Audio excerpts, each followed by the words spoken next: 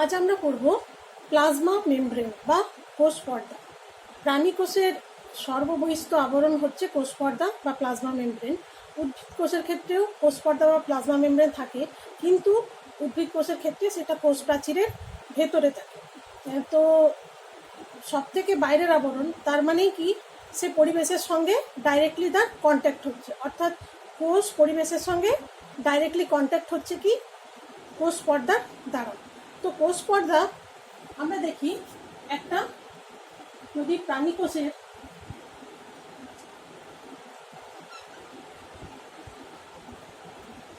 সর্ববহিস্থ আবরণ দেখি কোষ পর্দা,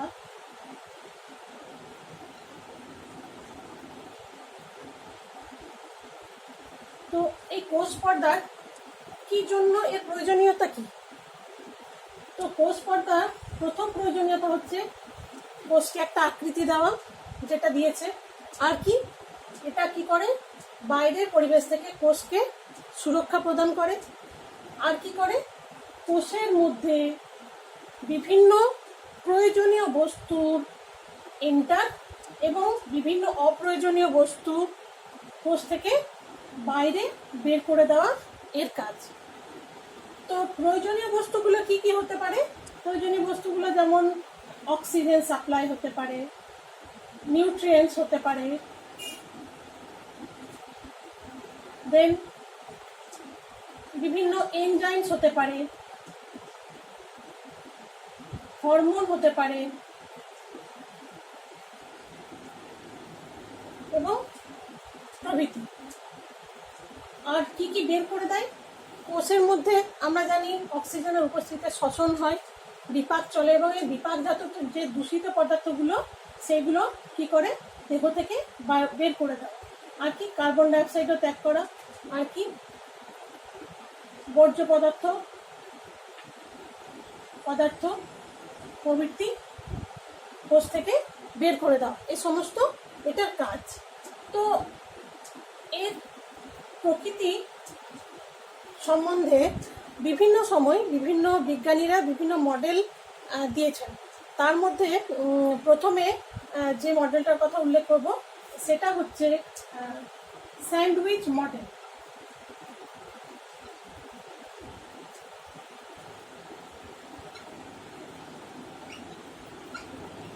এটা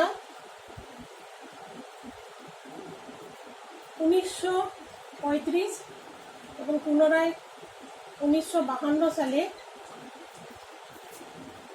বিজ্ঞানী ক্যাপসন ও ড্যানিয়েলি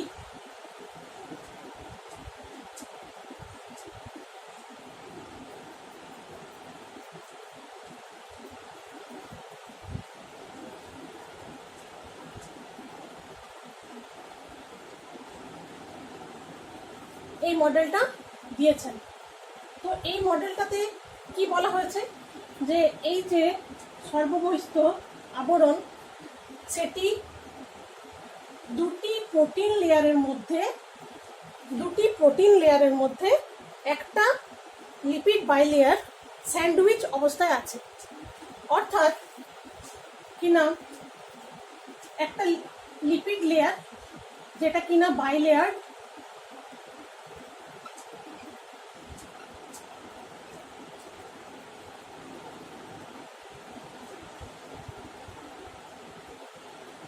এবং তাকে ঘিরে আছে কি প্রোটিনের দুটো লেয়ার, যেটা স্যান্ডউইচ করেছে এই লিপিড লেয়ারটাকে। এটা প্রোটিন এবং এটা প্রোটিন লেয়ার। তো এই দুজন বিজ্ঞানী সর্বপ্রথম বলেছিলেন যে লিপিড লেয়ারটা বাইলেয়ার। তারা কি করেছিলেন না, তারা এরিথ্রোসাইট, রেড ব্লাড সেলের এরিথ্রোসাইট কোষের প্রথমে কয়েকটি কোষের কোষ পর্দার মেজারমেন্ট নিয়েছিলেন, মানে সারফেস তলটা নির্ণয় করেছিলেন। তারপর সেই কোষগুলো থেকে লিপিডটাকে এক্সট্র্যাক্ট করে সেই লিপিডটাকে তার তলটাকে, উপর তলটির ক্ষেত্রফলটাকে নিয়েছিলেন এবং এতে দেখেছিলেন যে কোষ পর্দার যা ক্ষেত্রফল পেয়েছেন লিপিড স্তরগুলোর ক্ষেত্রফল তার দ্বিগুণ, অর্থাৎ এখান থেকে তারা কনক্লুশনে আসেন যে লিপিডটা বাইলেয়ার হিসাবে এখানে আছে। তো লিপিডটা বাইলেয়ার সর্বপ্রথম এনারা বলেছিলেন 1 নম্বর। তারপর কি বলেছিলেন যে লিপিড অণুগুলো বাইলেয়ারে লিপিড অণুগুলো একটা হেড এবং দুটো টেল নিয়ে গঠিত। এই হেডটা হচ্ছে হাইড্রোফিলিক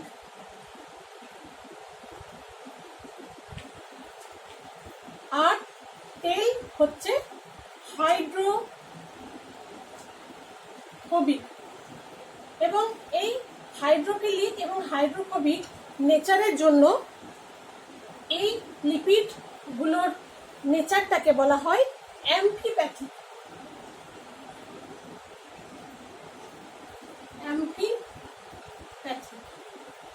তো এই due to this amphipathic nature of lipid bilayer এর মধ্যে কোষ পর্দাটার মধ্যে রিজিডিটিটা বজায় থাকে। এর পরবর্তীকালে তেনারা আরো বলেন যে এই হাইড্রোফোবিক এবং হাইড্রোফিলিক এন্ডের মধ্যে এইটি হেডটা হচ্ছে বাইরের দিকে থাকে এবং টেলটা থাকে হাইড্রোফোবিক এন্ডটা ভেতরের দিকে, এবং এইভাবে দুপাশে হাইড্রোফিলিক এবং মাঝে হাইড্রোফোবিক একটা কোর তৈরি হয়, এবং যা কিনা এই মেমব্রেনটাকে আরো বেশি স্টেবিলিটি দিতে পারে। তো পরবর্তীকালে এই লিপিড মলিকুল সম্বন্ধে আরো ডিটেল জানা যায় আরো বিজ্ঞানীদের কাজের দ্বারা।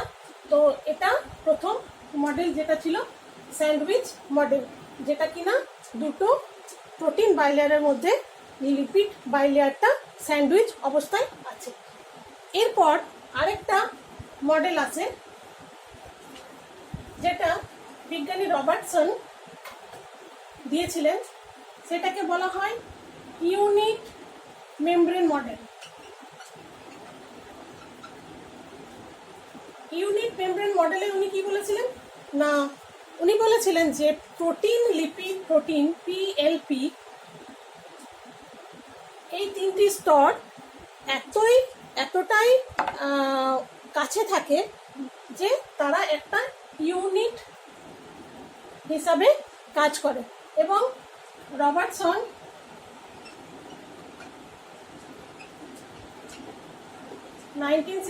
তে এটা পর্যবেক্ষণ করেছিলেন এবং এটাকে পিএলপি মডেলও বলা হয়, এই মডেলটাকে পিএলপি মডেলও বলা হয়ে থাকে।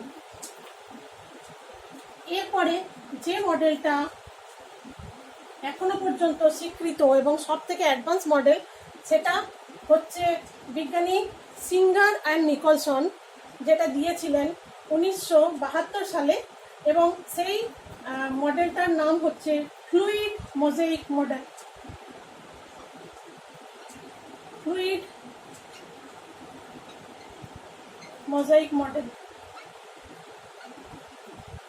এই মডেলে এখনো পর্যন্ত মডেলটা স্বীকৃত এবং বেশিরভাগ লোক এটা মেনে নিয়েছে। তার কারণ হচ্ছে এই মডেলটা দিয়ে আমরা কোষ পর্দার যে নেচারটা, যে আউটকামটা দেখতে পাই, এই মডেলটা দিয়ে সেটাকে স্যাটিসফাই করা যায়, এবং সেই জন্য এখনো পর্যন্ত এই মডেলটা পারসিস্ট করছে এবং এটাকে সর্বজন গৃহীত। তো এই মডেলটাতে কি বলা আছে, এই মডেলটা ফ্লুইড অ্যান্ড মোজাইক। ফ্লুইড তো আমরা জানি plasma membrane fluid, and mosaic pattern তাহলে কি? আমরা জানি মোজাইক প্যাটার্ন বলতে আমরা বুঝি যে বিভিন্ন কালারের স্টোন দিয়ে সিমেন্টের ওপরে যে কোনো নির্দিষ্ট প্যাটার্ন ছাড়াই হ্যাপাজার্ডলি যে অ্যারেঞ্জমেন্ট থাকে স্টোনগুলো, সেটা মোজাইক প্যাটার্ন। এখানেও সেই রকম হয়েছে কি না, প্রোটিনের যে বাইলেয়ারগুলো থাকে, প্রোটিনগুলো বিভিন্নভাবে সজ্জিত থাকে।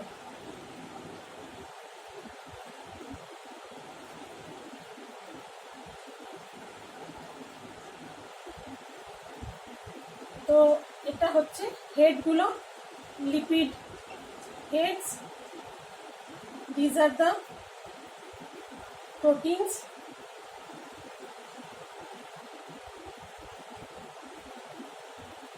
and some protein also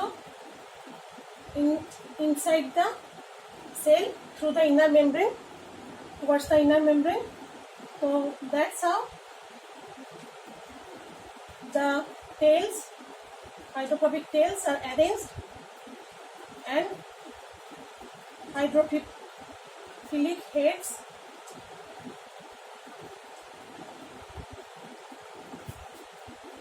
now এটা হচ্ছে লিপিড লেয়ার।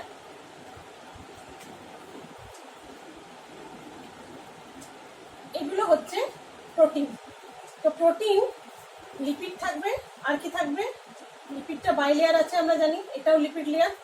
এবার কিছু কিছু প্রোটিন আমরা দেখতে পাচ্ছি লিপিড লেয়ারের মধ্যে ইমপ্রেগনেটেড, এমনভাবে সেটা ঢুকে আছে যে সেটা ট্রান্স মেমব্রেন পর্যন্ত চলে গেছে। আবার কেউ কেউ একটা করে ক্যানেল তার মধ্যে দিয়ে রয়েছে। তাহলে এইগুলো হচ্ছে প্রোটিনস। প্রোটিনসগুলো বিভিন্ন টাইপের হতে পারে। তার মধ্যে এই প্রোটিনগুলোকে বলা হয় integral membrane protein,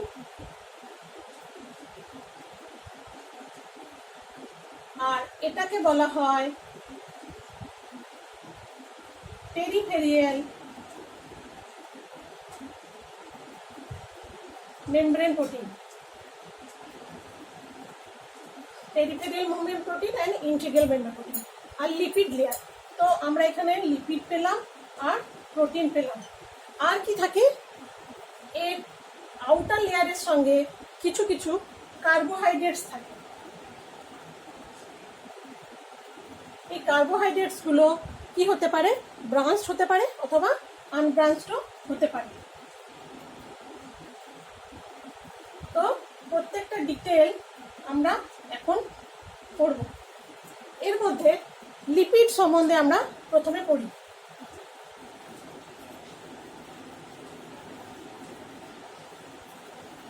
fluid mosaic মডেলের লিপিড। এই মডেলের লিপিডগুলোকে বলা হয় ফসফোলিপিড।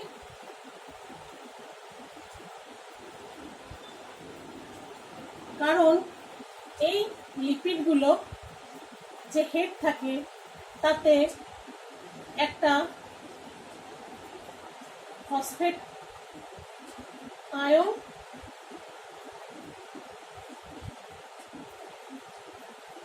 নেগেটিভলি চার্জ আর গ্লিসারল,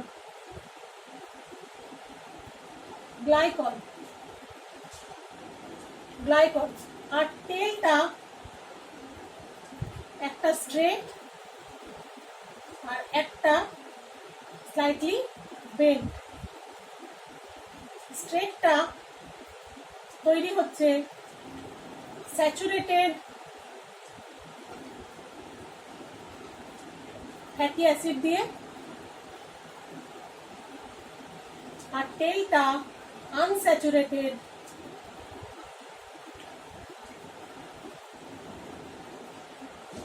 ফ্যাটি অ্যাসিড দিয়ে।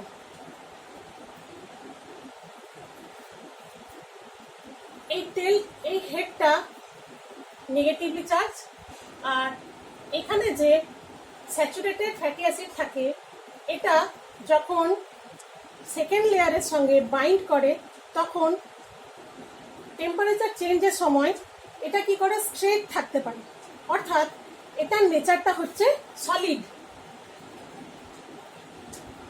কারণ এতে কোনো ডাবল বন্ড থাকে না, এটা সলিড নেচার। আর এটার নেচার হচ্ছে লিকুইড বা ফ্লুইড। কেন? কারণ এটা বেন্ড থাকে, দ্যাটস ওয়াই এটা কি করতে পারে, সেকেন্ড লেয়ারের সঙ্গে টাইটলি বাইন্ড করতে পারে না, এবং সেই জন্য এটা লিকুইড ইন নেচার। আর তাই জন্য এরা দুজনে মিলে একটা সেমি ফ্লুইড নেচার দেয় কাকে? প্লাজমা মেমব্রেনকে একটা সেমি ফ্লুইড নেচার দেয়। তো এই সেমি ফ্লুইড নেচারটা আর কিসের উপর ডিপেন্ড করে? টেম্পারেচার চেঞ্জের জন্য এরা কি করে, নিজেদের রেশিওটাকে চেঞ্জ করে নিয়ে মেমব্রেনটাকে স্টেবিলিটি দিতে পারে। যেমন আমরা শীতের দেশের বিভিন্ন ফিশ কি করে, এই শীতের সময় এরা এই মেমব্রেনের মধ্যে এই মলিকিউলগুলোর রেশিওটা চেঞ্জ করে দিয়ে কি করতে পারে, নিজেদের প্রোটেকশন করতে পারে।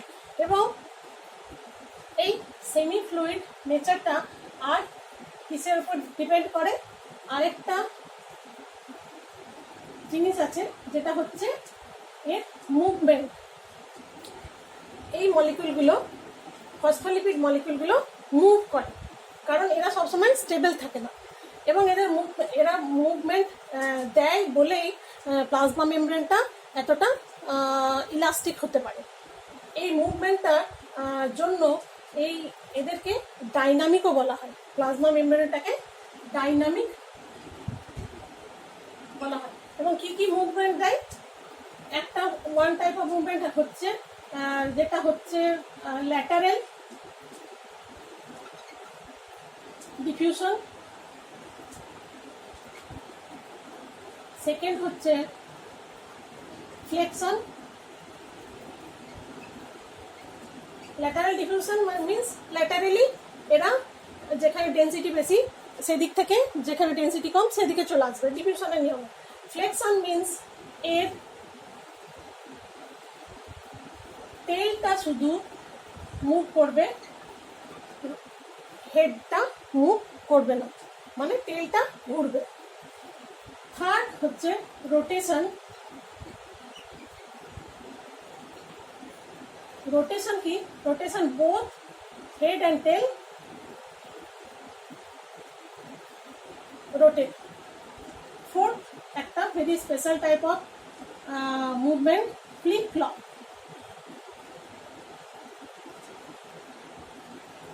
ফ্লিপ ফ্লপ মুভমেন্ট এটা কেমন? একটা লেয়ার, একটা যে লিপিডের লেয়ার আছে সেটাকে একটা লিফলেট বলা হয়। তো একটা লিফলেট থেকে আরেকটা লিফলেটে চলে যেতে পারে তাদের প্রয়োজনীয়তা অনুসারে। এখান থেকে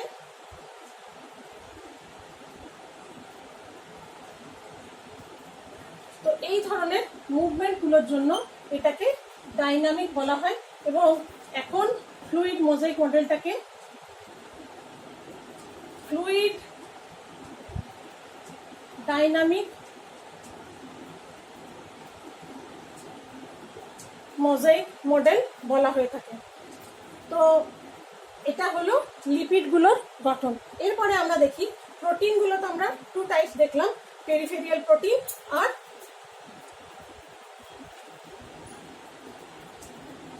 channel protein. Peripheral protein, channel protein, integral protein, এগুলো বিভিন্ন ধরনের প্রোটিন, এবং প্রোটিনের আরও অনেক টাইপ হতে পারে। এরপরে আর কি আছে? কার্বোহাইড্রেট আছে। ও আরেকটা জিনিস, এই ফসফোলিপিড লেয়ারে কিছু পরিমাণ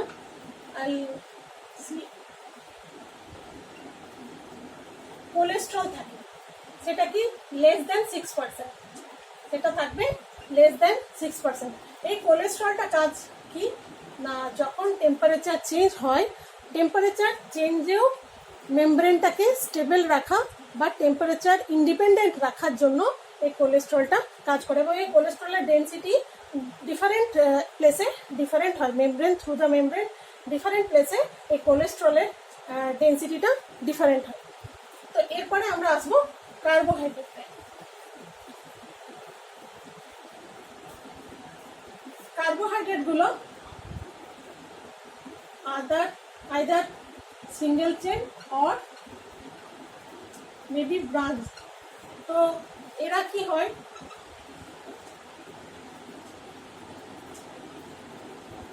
2 to 60 monosaccharide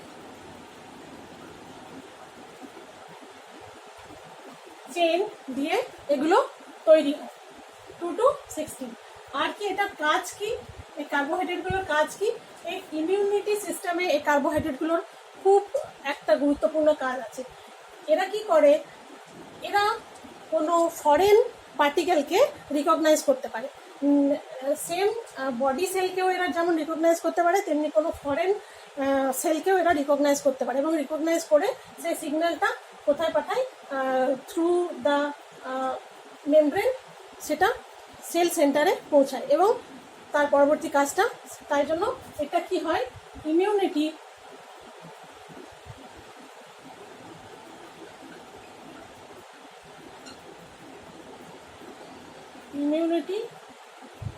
depend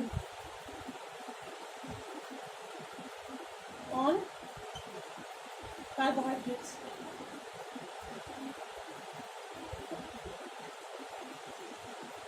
আবার এই কার্বোহাইড্রেটগুলো যখন প্রোটিনের সঙ্গে লেগে থাকে, যদি প্রোটিনের সঙ্গে লেগে থাকে তাহলে ওগুলোকে বলবো গ্লাইকোপ্রোটিন।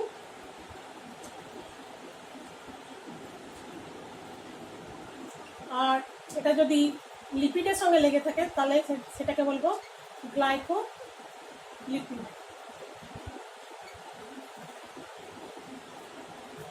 তো দাস আমরা দেখলাম একটা প্লাজমা মেমব্রেনের ডিফারেন্ট মডেল যেগুলো দিয়েছেন, এবং তার মধ্যে সবথেকে আধুনিক model fluid mosaic model, dynamic model, আর আরও যে মডেলগুলো আছে সেগুলো বেশিরভাগই ডিসকার্ডেড।